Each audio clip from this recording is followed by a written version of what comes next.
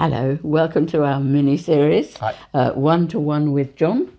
And we, again, do listen to the other videos because they often context these series. But this is, again, what comes across so much in your session is just this one question. Am I making a fuss? Yes. No, that wasn't the answer. Yeah, it comes across a lot, and people sometimes come, they're almost apologetic, oh, am I making a fuss about this, And part of the reason they feel that they're making a fuss is because the drinker tells them that they're making a fuss, Sure. Lighten up, it's time you enjoyed yourself, it's all of these sort of things, and I don't drink that much, and so it very often comes over. Yes. And that's, and it's, am I making a fuss about this? Yeah. And the answer is almost inevitably no. There's an assessment tool, which is 4 questions. It's called CAGE. And one of the questions, and it's probably one of the most telling, was one of the best predictors of whether somebody has a problem is somebody complained about your drinking,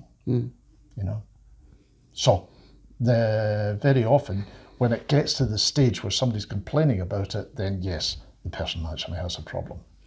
But the other thing I would, Please you were go going on. to ask me. Yeah. The other thing I was going to say is that if if your conversation or if your sort of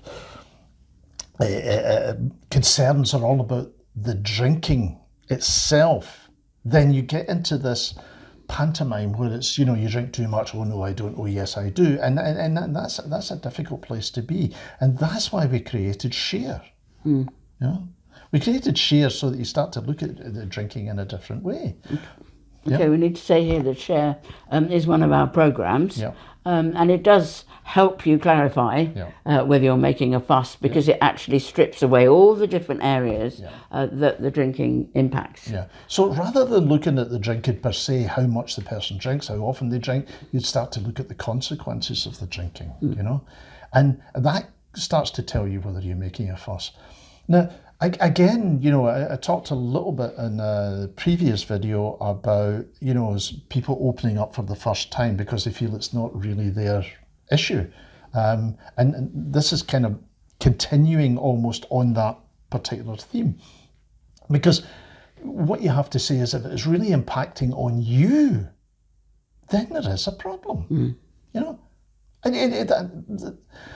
there's no equivocation about that. That's it. If it is impacting on you negatively, then there is a problem. End of story. That's why we say problem drinking. And one of the reasons people want to know if my partner's an alcoholic, because we did an article and we've had so many, thousands and thousands and thousands of people that have read that. But I think the motivation, if you live with a drinker, is if I can put a label and realise that they are an alcoholic, I'm not making a fuss, and I can actually speak about what's happening. And because they're looking for validation. But it doesn't matter. Issues. Yeah, if you don't, sorry, I didn't mean to interrupt you. No, it's all right. If you don't fit into the absolute criteria of your husband being a problem drinker, if he goes out on a Friday night, gets absolutely pissed out of his head, excuse the euphemism, comes back and completely disrupts the household and upsets the children, then he is a problem drinker for you in that situation, and after a while that can become really difficult. So there's no kind of yardstick really, is there? It's just how it impacts your world. One of the things I used to teach counsellors, psychologists, GPs about alcohol issues, and one question I used to ask them was, if somebody goes every night to the pub, only drinks a half a pint, but is there the whole night, is this a problem? Is it an alcohol problem? And it was quite interesting to hear what people said, because they said, oh no, it can't be a problem because they're only drinking half a pint. I'm going, yeah, but the person is absent. They're not part of the household for all of that time, and so they are absent. And is that a problem? Because quite often what people say to me is that, they come in, they drink, they're very quiet, they don't upset the place, they don't cause any havoc, they're not violent, they're not aggressive, they're just not present. Yeah. I can't speak to them because they're not in, because they're drugged up. And that's what it is. Alcohol is a psychoactive drug.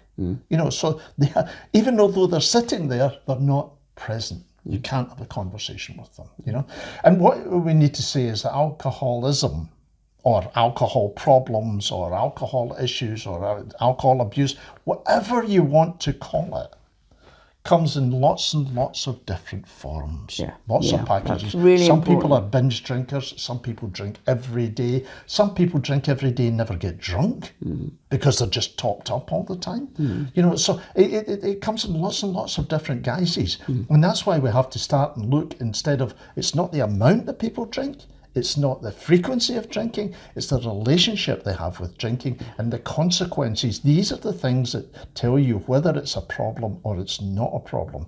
So the answer to it is, am I making a fuss? The answer is no. You're not making a fuss.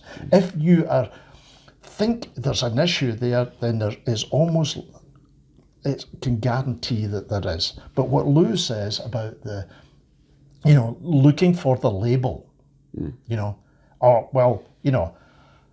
Dr. McMahon says you're an alcoholic, therefore, and then there's going to be change. No, just about everybody has an idea of what an alcoholic looks like. An alcoholic thinks that a real alcoholic is the drunk in the gutter. Yes. And I used to joke that, an alcoholic, the definition of an alcoholic is not me.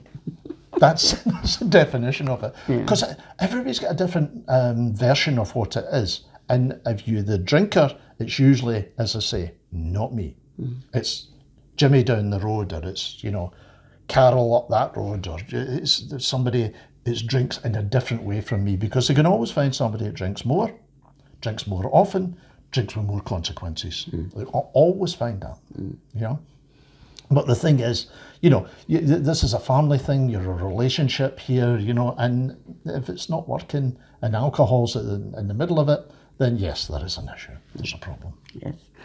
Just a little thing, because it's come into my mind and I think it's quite relevant here. The other reason about making a fuss is there's this kind of sleight of hand that goes on with the drinker, and the Hunt the Bottle was a game that I played over and over again. So you're constantly being told that what you instinctively know is happening isn't happening, and again you're making a fuss. I think you need to get, I got to the point with my drinker where I said, well, if you look as if you're drinking, because you've done this to me a lot, I will assume that you are. And if occasionally I get it wrong, you really only have yourself to blame. So I stopped trying to guess. I had to start saying, believe your senses, believe your journey. You know what's going on. You've been over this time and time again. So I had to learn to validate myself. That's the point I'm making there. It's not difficult to tell. Yeah. There was somebody who came on the phone to me yesterday, and clearly, they get halfway through a sentence and I thought, oh dear. Because you can hear it. Yeah. You can hear it, you can see it by the way they act, you can smell it, you have 5 senses and most of them will tell you whether somebody is drinking or not drinking. So validate the pain within yourself, and then John, again, if you work with him, he will validate very quickly, because it's good to hear it, that you're not making a fuss. If you come and get counselling, you're not making a fuss. You're just coming to get the help and support you really, really deserve. Absolutely. Okay. Thank you for listening. Bye-bye. Okay. Bye.